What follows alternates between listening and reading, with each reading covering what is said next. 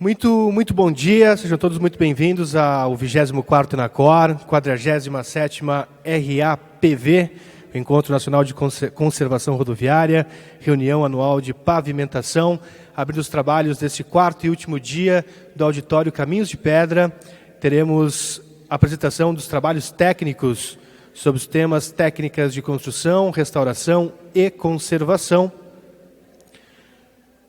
Preside a mesa e conduz os trabalhos Antônio Guimarães, da BPV, IME, e chegará em instantes a secretária de mesa, Juliana Tanabe Assad dos Santos, do IME.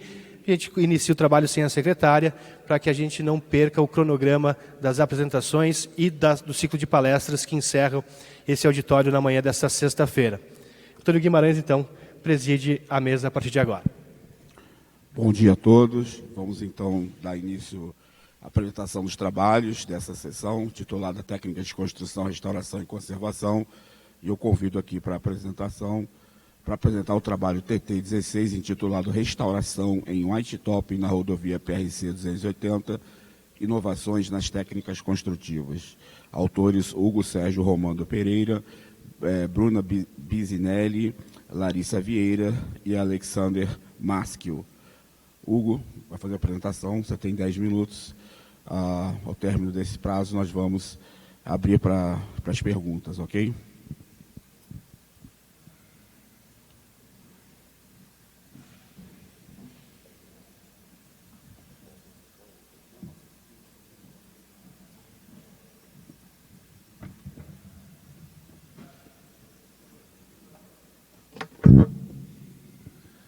Bom dia a todos. Queria agradecer aqui a oportunidade de apresentar aqui. Meu nome é Hugo, como já foi dito. Hoje eu trabalho na consultoria dentro do DR do Paraná, dentro do consórcio Cimento Pinol Constec, lá se provisionando como coordenador do lote leste lá do DR do Paraná. Esse trabalho foi feito em cima de uma obra que está em execução hoje, que é o White Top lá na rodovia PRC 280. Desculpa.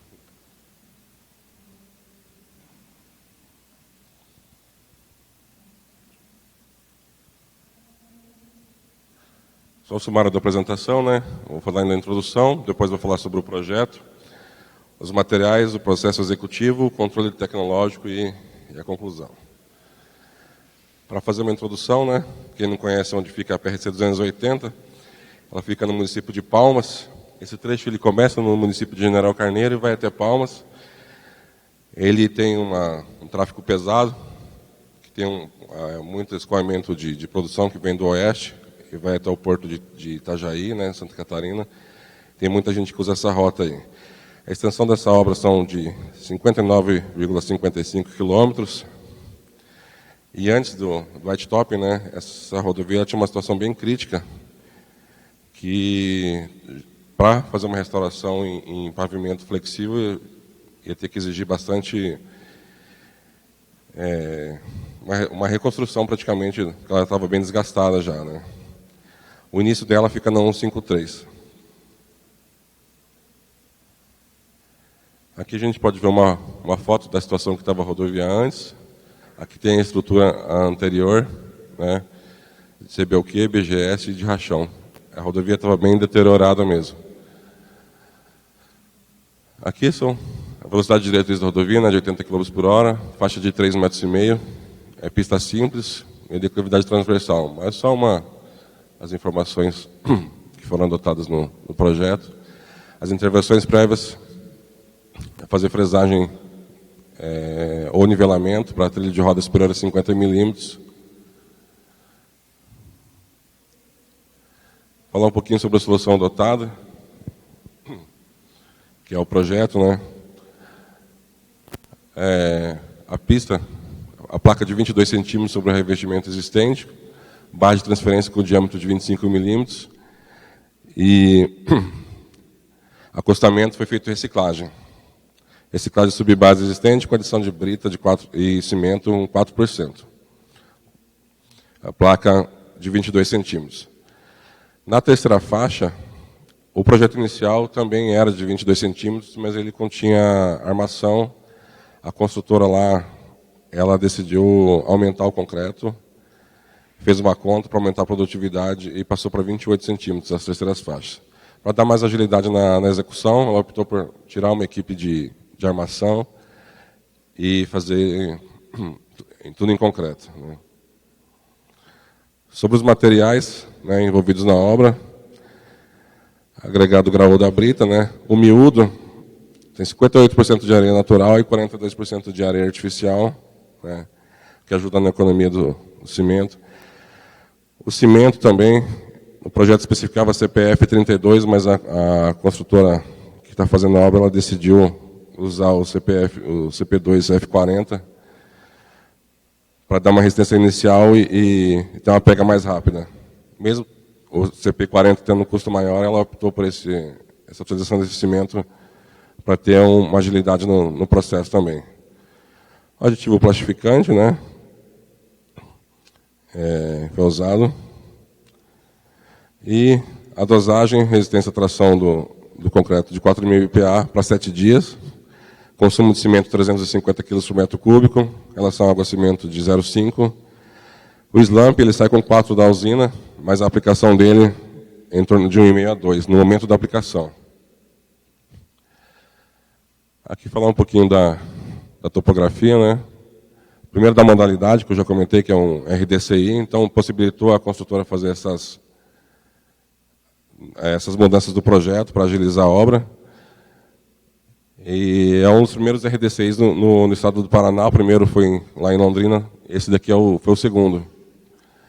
O sistema de topografia que foi usado é um sistema totalmente automatizado, ele mapeia com precisão a superfície do pavimento, né?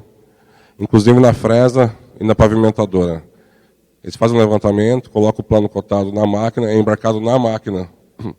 Então isso evita bastante erro, dá uniformidade na espessura do pavimento. Você não tem o sistema de guia, né? Evita aqueles bumps do sistema de guia. O pavimento fica mais uniforme e dá bastante produtividade. Evita também mão de obra de topografia, né? Ele tem as estações em torno da pista. Como o sistema é todo embarcado, um topógrafo e um auxiliar dá conta de acompanhar a topografia.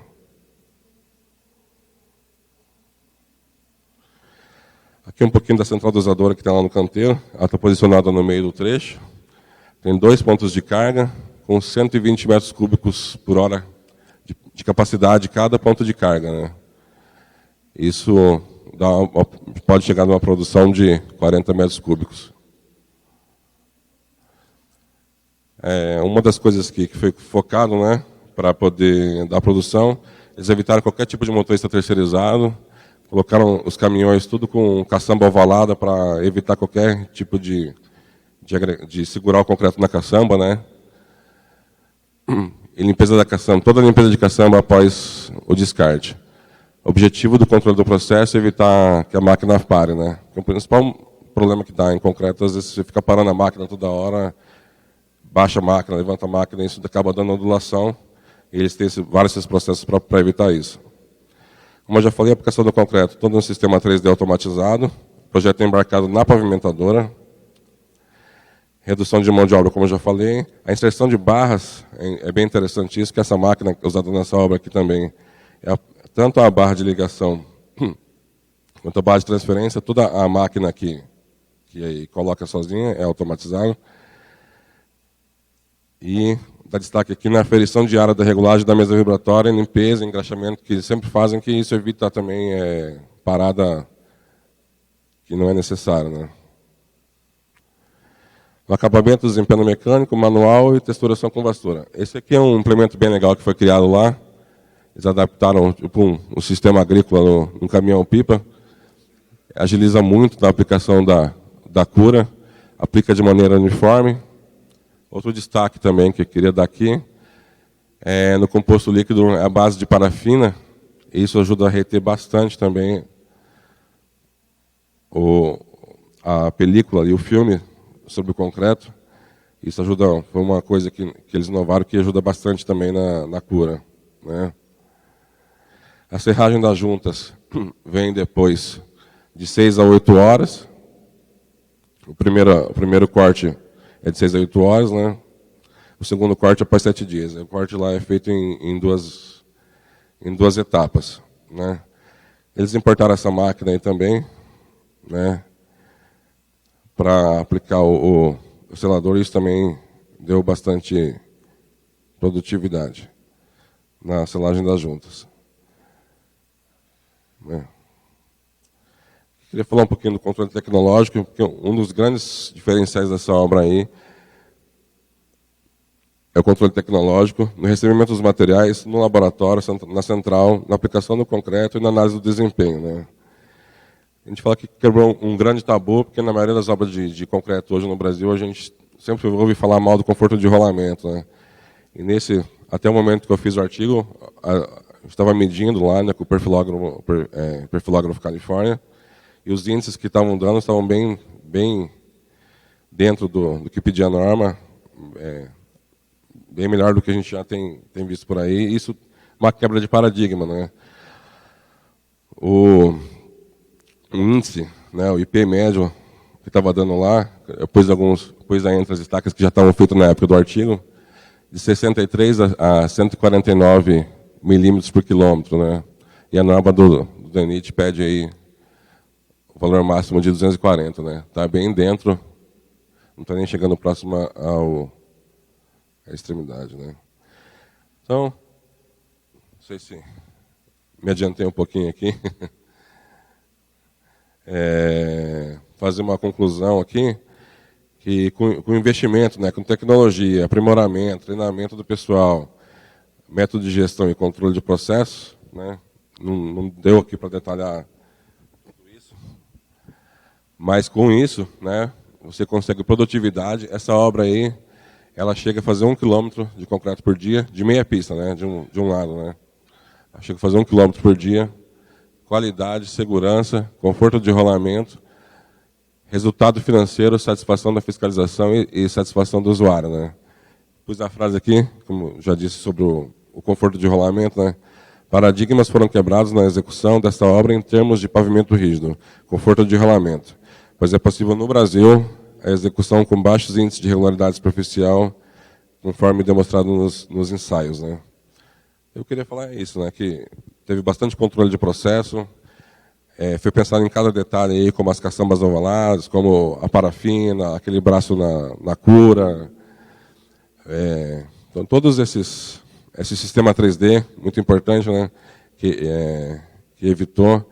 A questão também dos cuidados com o projeto, de tirar a armação da terceira faixa e aumentar a espessura do concreto para ganhar produtividade. Toda essa soma desses cuidados aí, desse treinamento, esse controle de qualidade aí, está gerando uma produtividade e numa obra de qualidade. Esses pontos aí que eu queria elencar e mostrar que essa obra teve inovação e que está dando resultado. Acho que é isso. Ok.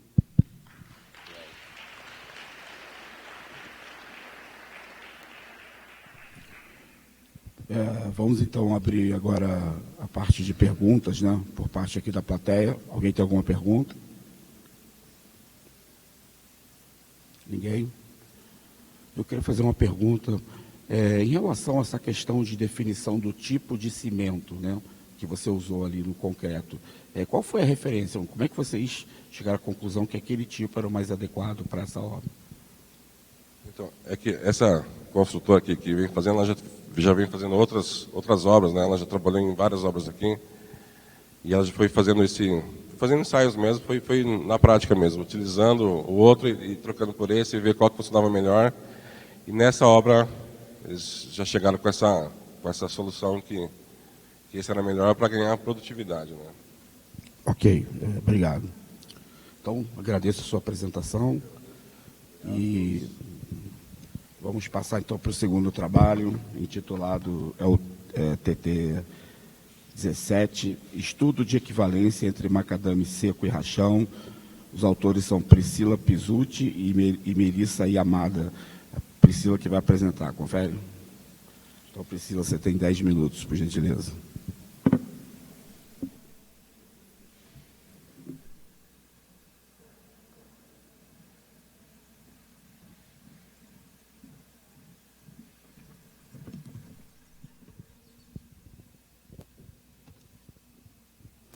Bom dia a todos.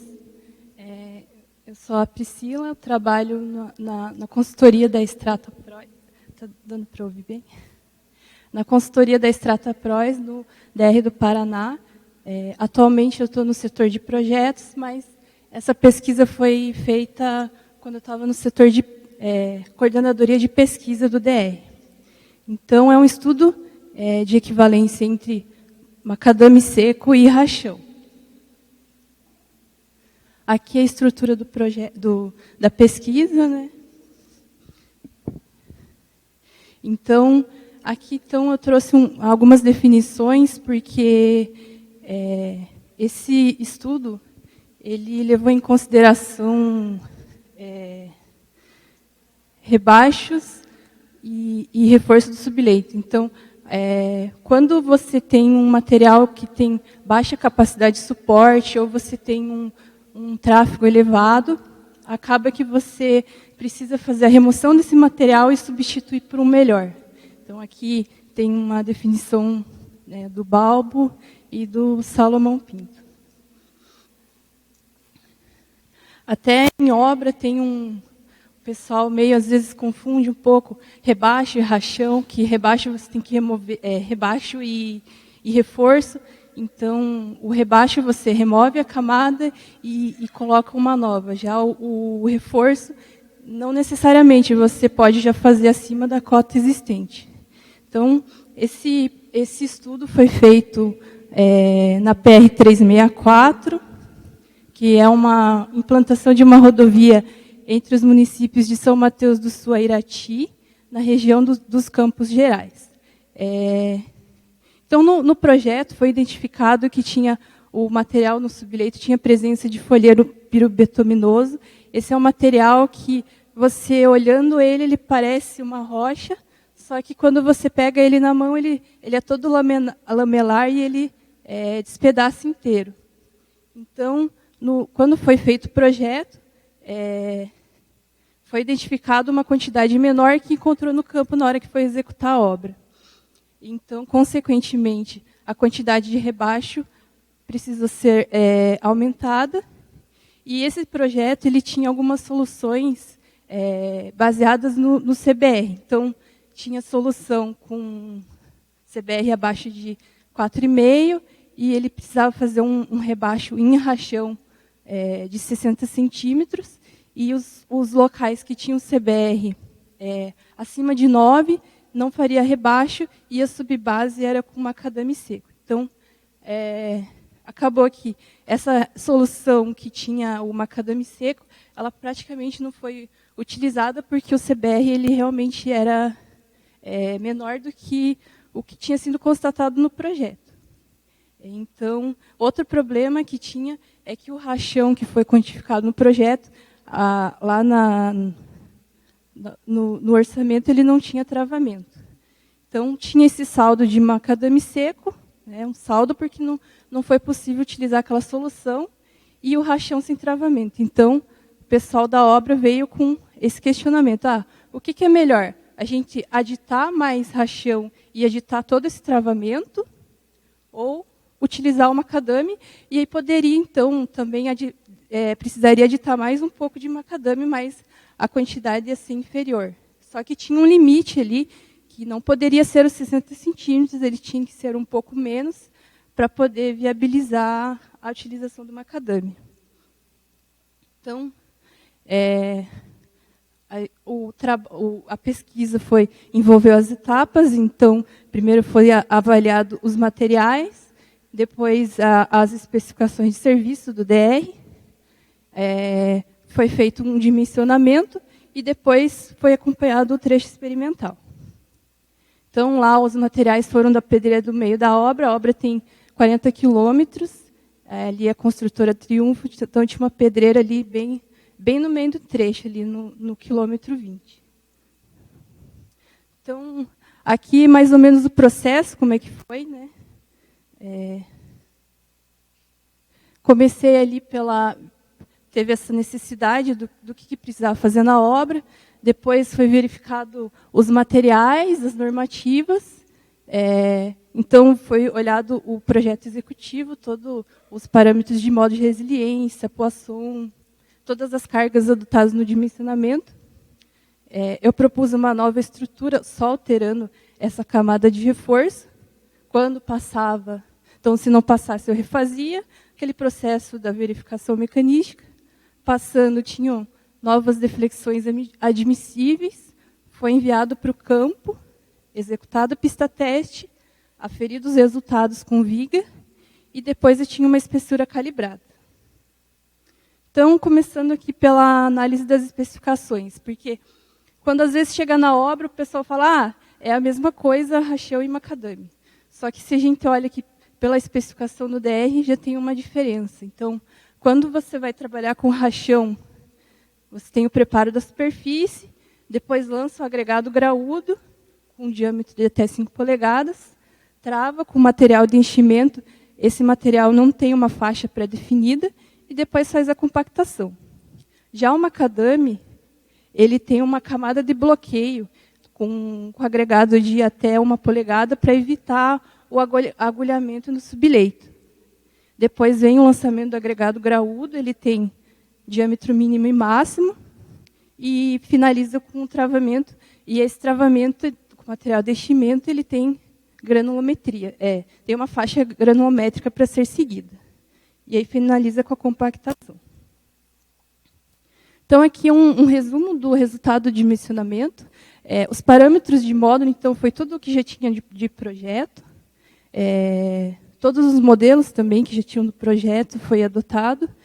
E aqui, então, o que em resumo foi, né? Eu tinha uma espessura de 60 de rachão, eu testei espessuras menores utilizando o macadame. E aí, com o macadame com 40 centímetros, ele não passaria na deflexão no topo do revestimento. Então, deformação de tração na fibra inferior do CBOQ, os dois atenderam, e compressão no subleito também atendeu.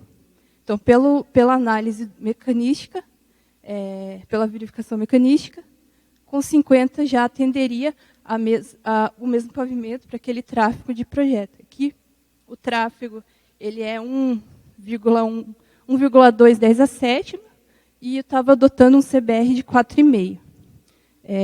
Então, na época do projeto, ele foi de 2013, o rachão, ele tinha, em cima do rachão, a deflexão era de 92, e agora, utilizando macadame, ela vai passar para 75. Então, depois que tinha já essa definição, que 50 era suficiente, a gente foi para o trecho experimental, e foram testados espessuras de 40, 50 e 60. A especificação do DR, ela permite que o macadame seja feito em camadas individuais de até 20 centímetros. A camada de 50 a gente fez em duas de 25. Então, primeiro foi feita ali a regularização do subleito, a instalação dos drenos profundos, a execução da camada de bloqueio, lá com aquela, para evitar o agulhamento do subleito. Foi lançado o material graúdo. Depois do material de enchimento, também com a granulometria lá das faixas da especificação, compactação. Aí foi feita a ferição pela viga Benkemann, e depois, como a gente tinha esse problema de não seguir a espessura da especificação, foram abertos os postos de inspeção para ver se realmente estava travando o material. E aí, como um resultado, que foi feita a viga. Então, foi feito o serviço, logo após foi feita a viga, e com o resultado, a gente chegou que, com 60 centímetros, ele estaria dentro do limite da deflexão desejável, só que com 50 não seria suficiente, porque lá a gente tem 92 para rachão, passaria para 72. Né? Olha aqui a gente pensando no 92, que já estava de projeto. Então, 114 de deflexão ele não passaria, só com 89 para 60 centímetros. Então, meio que não daria certo todo o estudo que foi feito. Só que na própria especificação e manual do DR, é falado que quando você executa macadame seco, você tem que abrir ao tráfego. Não é definido ainda o tempo, só se fala que tem que abrir o tráfego, e ele pode ser liberado para a próxima camada, antes de fazer a próxima camada, que você faz a viga. Então, 5 dias depois, a gente voltou no trecho e fez de novo. E aí dá para ver aqui que a deflexão passou de 114 para 67. Então, acabou que com 5 dias, o 50 já foi suficiente, o 40, como já tinha dado no dimensionamento, ele não foi suficiente. Então, aqui as conclusões do trabalho foi que, realmente, o macadame ele é um serviço equivalente e superior, coloquei o, mas ele é superior pelos resultados. 50 centímetros de macadame seco se equivaleram a 60 de rachão com travamento. Depois de 5 dias de exposição ao tráfego, as deflexões reduziram 41% na camada de 50 e 27% na de 60. E entre os diferenciais do macadame, ali a gente tem a camada de bloqueio e o travamento, e também o ganho estrutural com a abertura ao tráfego. Então, a gente pode ser executado, dar frente para outros serviços, e ele vai só ter ganhos de abrir as outras frentes. E é isso.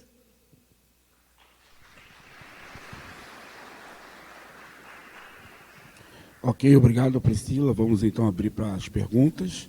Alguma pergunta? Nenhuma pergunta? Por favor. Você consegue?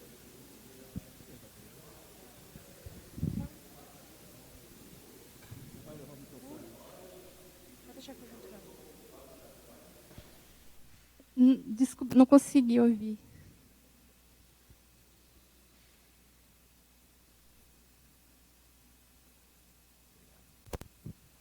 Bom dia. Esclarecer para a gente, Adalberto, Rio Grande do Sul, que estava falando, a sequência de compactação, a utilização de rolos vibratórios e pneus, só vibratórios. Pudesse só esclarecer um pouco como foi feito nessa obra.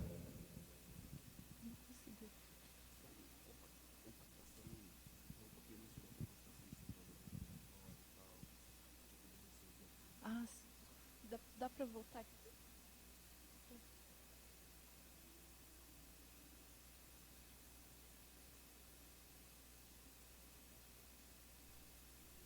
Então, foi usado ali para a parte do bloqueio, foi usado o rolo chapa. E depois também, para finalização, foi só usado esse tipo de rolo. De pneus, ele vai vir depois, quando vier a camada de rolamento.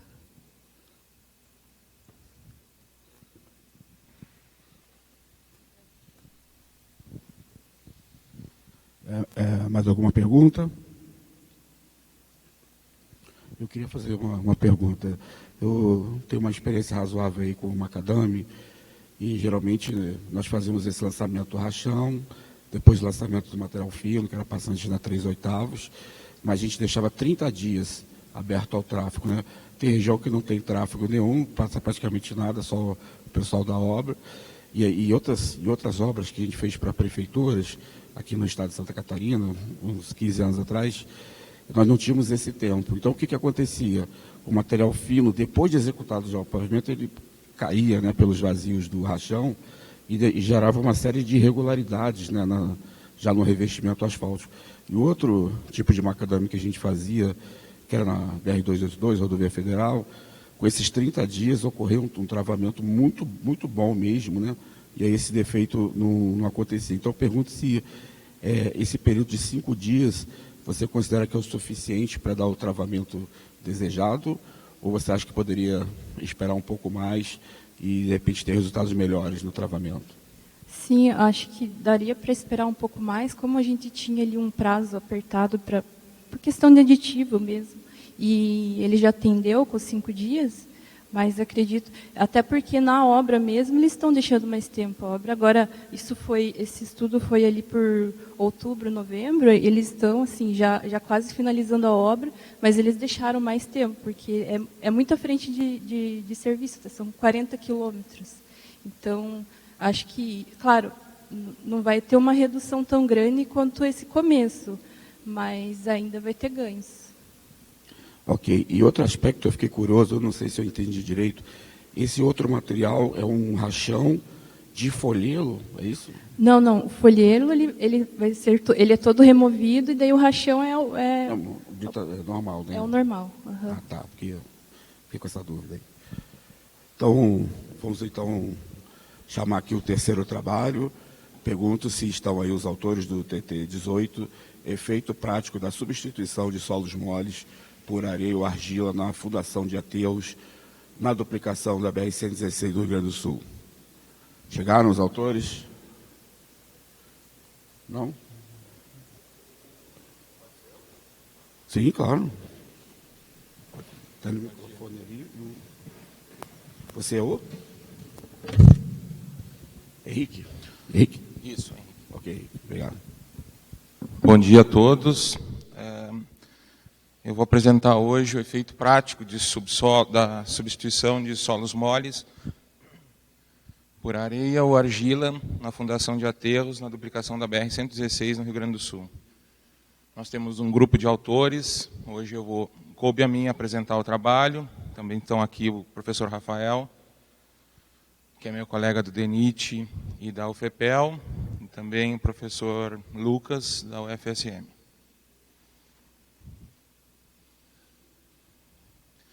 Bom, a gente vai seguir a apresentação apresentando a nossa motivação, depois a metodologia, os resultados, conclusões e demais estudos em andamento nesse trecho. A nossa principal motivação é bem prática e buscando resolver problemas que a gente enfrenta no dia a dia da execução de obras do DENIT.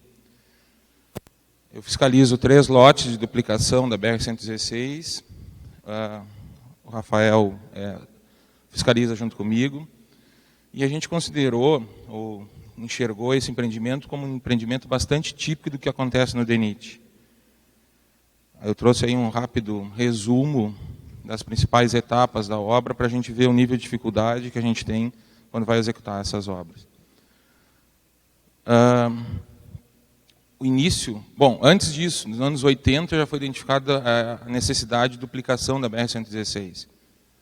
Então, desde lá já se começou a conversar sobre isso e o DENIT, então, em 1998, contratou o projeto para a duplicação.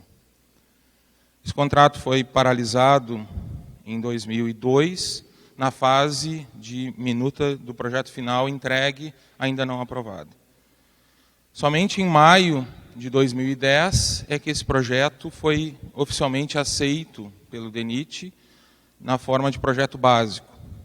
E então, em setembro de 2010, foi lançada a licitação para a contratação dessa obra.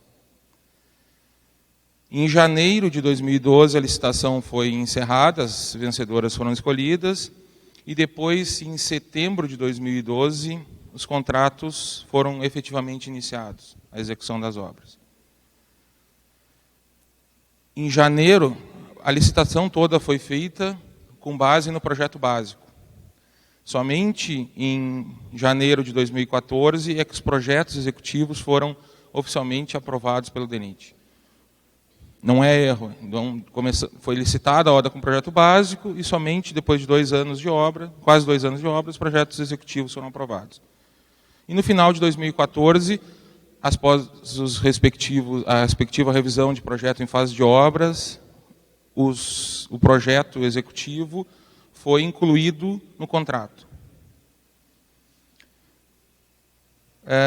Em 2022, ou seja, atualmente a gente tem 80% desses 2 lotes executados e 70% aproximadamente liberado ao tráfego desses 3 lotes.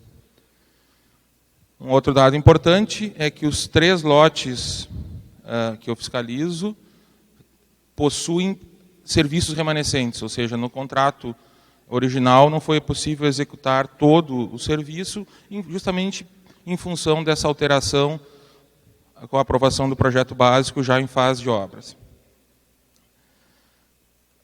Cabe ressaltar que isso não é um problema exclusivo desses 3 lotes. Todos os 9 lotes de duplicação da 116 têm serviços remanescentes.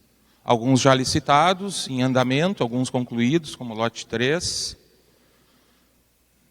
E também é importante frisar que a gente tem camadas de CBUQ prontas de todas as idades. A gente tem CBUQ pronto com as 3 camadas, enfim, com o projeto todo pronto há 8 anos. Embora as primeiras liberações de tráfego tenham ocorrido há 3 anos. E a gente tem trechos com CBUQ pronto e ainda não liberados para o tráfego. Também é importante, e também base selada, com até 5 anos pronta e paralisada a obra naquele lote, então a base está exposta, ainda que selada. E também é importante ressaltar que a gente está fazendo uma duplicação numa rodovia concedida, a BR-116, a parte sul, de Camaquã até Pelotas, ela é concedida e tem a concessão até 2026. Importante dizer, né, que embora todos esses percalços, e a gente pode ser crítico a isso, lá, na época em que se optou por licitar essa obra com um projeto básico, foi uma decisão de momento para que ela fosse incluída no PAC, que pode até ser questionada, mas uma certeza a gente tem que, se ela não tivesse sido incluída, nós estaríamos hoje ainda, até em função da rodovia ser concedida, e não está prevista no contrato de concessão a duplicação, nós estaríamos com pista simples na rodovia até 2026. Então, embora toda essa dificuldade, é bastante plausível dizer que foi uma decisão acertada. Ao longo de toda a BR, a gente tem, de Porto Alegre a Pelotas, a gente tem mais da metade do trecho duplicado e liberado. Estamos falando aí de 10 a 15 vidas por ano, poupadas em função de não ocorrer acidentes e colisão frontal nesses trechos. Seguindo pela motivação do estudo, aí, né? A gente, quando começa uma obra, a gente vê que tem, com as suas especificidades, a gente vê que tem muito pouca memória técnica dentro do DENIT. Quando a gente começou a executar essa obra, a gente tinha muitas dúvidas sobre como proceder em algumas situações em que não está clara a normatização. E a gente também vê que tem muito pouca pesquisa científica sendo feita ainda em relação, ou buscando identificar problemas no nosso dia a dia. Isso é uma discussão que a gente tem constantemente. Nós somos professores da Universidade Federal de Pelotas e junto com o pessoal de Santa Maria sobre isso. A gente está pesquisando e deve a academia ser a vanguarda, né, buscando as inovações, mas tem muita coisa ainda mal resolvida que a gente enfrenta no nosso dia a dia. Então, a gente tinha várias dúvidas sem resposta técnica prévia para poder tomar decisão baseado nisso. A nossa região tem uma topografia bastante específica, né, são planícies litorâneas alagadiças, com bastante utilização das áreas de terra para plantação de arroz, o que significa colocar bastante água, e muitas vezes o talude da estrada serve como taipa das lavouras de arroz, ou seja, quando a água é colocada na lavoura, vem até o pé do aterro. A gente tem em função da topografia, dessas condições de plantio, a gente tem um comportamento do lençol freático bastante variável ao longo do ano. Em épocas que não há plantio e muita chuva, é completamente seco, em outras épocas, bastante molhado. E também, a gente, nesse caso específico desse estudo, a gente teve uma alteração da normatização do DENIT com a publicação da especificação de serviço 108 de 2009, ou seja, depois do projeto básico aceito e antes do projeto executivo, que alterou a condição de aterros em locais em que o lençol freático... Já? Nem comecei. Enfim, e aí a gente precisava decidir entre colocar argila ou areia nos lugares com lençol freático aflorando. Então, tudo isso fez com que a gente precisasse tomar uma decisão, considerando o projeto, essas condições variáveis e o custo-benefício para o órgão de utilizar uma ou outra. Então, para identificar o melhor local para fazer esse estudo, dentro... Isso aqui, né? Então, lá no sul do Rio Grande do Sul, junto à Lagoa dos Patos, a planície litorânea. E aí a gente escolheu um lugar que nos representasse bastante essa situação. Épocas com solos moles, em função da lavoura de arroz, né? A gente vê que ao longo dos dois lados da rodovia a gente tem essas planícies. Em alguns lugares, dependendo da época, era um material de remoção de primeira categoria. E eram essas condições. Nesse segmento é que a gente precisava decidir, em função do lençol freático, se colocava areia ou argila. Então foi esse o lugar mais representativo que a gente escolheu. Esse é o projeto básico, né? A estrutura do pavimento. Então, a camada do subleito, em que a gente está justamente tratando dela. Depois, uma camada de macadame seco de 21 centímetros. BGS de 15, 3 camadas de CBUQ com 5 centímetros, sendo a última com polímero SBS. Seção transversal da rodovia, e eu chamo a atenção em relação ao canteiro central, em grama, com vala central não revestida e com uma cota bem acima do nível do terreno. O que significa que toda a água que cai ali, ou toda não, uma boa parte, tende a percorrer o caminho até a lateral do aterro. Então, rapidamente, os resultados de viga e de FWD. A gente, como esperado, nota que a viga tem bastante dispersão. Essa é a faixa interna e essa é a faixa externa.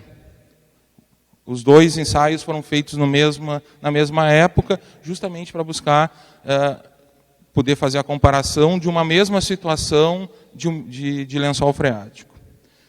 Aqui nós temos as bacias de deflexão do FWD, né? Então a gente consegue ver, principalmente no gráfico médio, que, assim como a gente esperava, o segmento em argila, acho que eu não falei disso, são 3 segmentos, era o principal, desculpe. Os 3 segmentos que a gente fez 3 segmentos de 300 metros, sendo um colocando toda a substituição do subleito com argila, um com areia até acima do lençol freático e argila nas camadas finais, e o outro trecho todo com areia, segmento 1, 2 e 3. Essa é a nossa grande variável do estudo, eu não tinha falado, né? Então, quando a gente fala das bacias de deflexão, a gente nota isso, né, que em amarelo aqui é o trecho todo em argila, conforme esperado, com deflexões máximas maiores do que os outros dois trechos, né? Faixa interna, faixa externa. Avaliando esses resultados, a gente verificou que com o FWD as deflexões máximas ocorreram no subleito de areia. Já com a viga, ainda que haja bastante dispersão dos dados, a gente verificou que as maiores deflexões médias ocorreram no subleito de areia. Ou seja, uma informação ou uma conta completamente contrária do que a gente encontrou no FWD. Se a gente analisar os pontos de leitura da viga, a gente vê que tem bastante dispersão, né? Tem alguns pontos que estão elevando a média.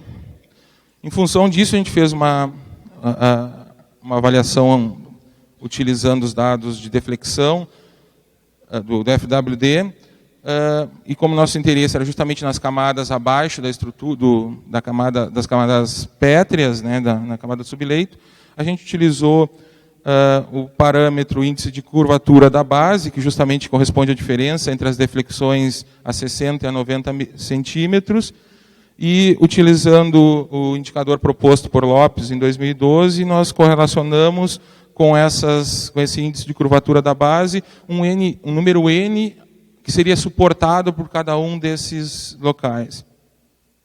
Como esperado também, os trechos com a utilização de areia como subleito tiveram resultados melhores do que com argila. Ainda estamos realizando os ensaios, depois da abertura do tráfego. Em fevereiro tivemos uma campanha de levantamentos que identificou que a gente não tem trincas ainda nos segmentos. Agora, mês que vem, tem uma outra campanha. Aqui são os resultados, então, do índice de curvatura da base, com um número N bastante variável também. E só para finalizar, a gente tem outros estudos em andamento nesses segmentos de duplicação da 116. A gente tem um trecho experimental que está dentro da parceria com a FSM na rede temática do asfalto. A gente tem esse trecho da avaliação do material de substituição dos solos moles, que foi o artigo que eu apresentei hoje. A gente tem outro trecho em que a gente varia o tipo de polímero utilizado na camada final. Um outro trecho em que o projeto são 2 camadas de binder e uma de CBQ com polímero. Depois a gente tem um sanduíche de polímero e as 3 camadas com polímero. E, em função de todos esses estudos, nós já temos um doutorado concluído em um andamento, um mestrado concluído em um andamento, 5 trabalhos de iniciação científicas já desenvolvidos e alguns em desenvolvimento, e mais 5 ou 6 artigos já publicados, contando com esse, com resultados práticos verificados e experimentados nessa obra de duplicação. Desculpem o tempo a mais aí, mas... Ok, Henrique, obrigado por sua apresentação, excelente trabalho. Mas como a gente passou um pouquinho do horário, eu vou pedir que as perguntas sejam encaminhadas pelo QR Code, para ele posteriormente responder, ou que sejam feitas durante aqui o intervalo da sessão, ok? Então, muito obrigado e qualquer coisa, procure. Só preciso que você assine aqui, cedendo os direitos da imagem. Então, eu dou por encerrada aqui essa sessão nesse momento. Obrigado a todos.